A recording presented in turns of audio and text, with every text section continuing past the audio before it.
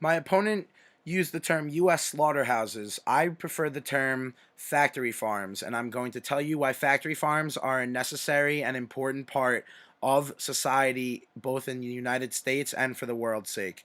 Scientists have said the only way to keep up with growing populations' food needs is factory farming. This is the process of raising livestock in confinement at high stocking density where a farm operates as a factory, a practice typical in industrial farming by agribusinesses. The benefits are immense. Factory farms employ on average 700,000 people annually. These jobs are usually pulled from local farming communities and supply a consistent source of jobs in comparison to the seasonal job swing of mom and pop farms. Also, factory farming is heavily based upon technology.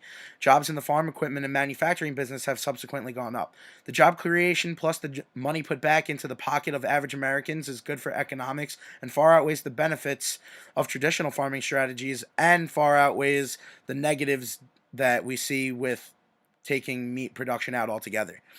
Crop yields around the world have exploded mainly due to the increase in spread of technology. Cereal production more than doubled between the years 1961 and 1985. More than doubled. In the face of a growing world population, I can hardly say that the ethical treatment of animals outweighs the fate of humanity and global populations. The increase in food production has also driven down the food prices in the U.S. while providing food for less developed nations. Ethically speaking, factory farms and their food production are beneficial to society. The benefits the factory farming have offered to humanity are much greater than the negatives. The life of a cow is not equal to a human life. In 2005, factory farming accounted for 40% of global meat production, meaning that factory farming affected 2.8 billion people worldwide that year. Factory farming is good for food production and is more efficient for farmers, which leads to a boost in the economy of places utilizing this technology while providing consumers with cheap food. The benefits make factory farming and consuming products of factory farming worthwhile and ethical. The benefits are immense while the drawbacks are few and far between. My opponent defined ethical as in the best interests of nature, animals, etc., etc. I found a more refined definition, which is the science of the ideal human character or the science of moral duty, meaning we should be looking out for our fellow man.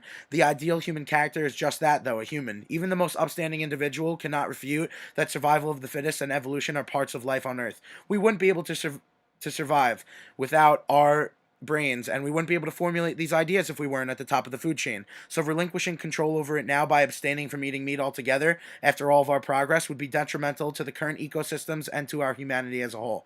Animals do suffer, but it is unfair to say that factory farms don't mitigate their suffering. My opponent even pointed out that the HMSA is in existence to minimize the suffering of animals in factory farms. It's impossible to say that they are feeling immense pain, though. Physical reactions may neither determine nor be motivated by mental states. For example, a single-celled organism may writhe after being exposed to noxious stimuli, despite the absence of nociception.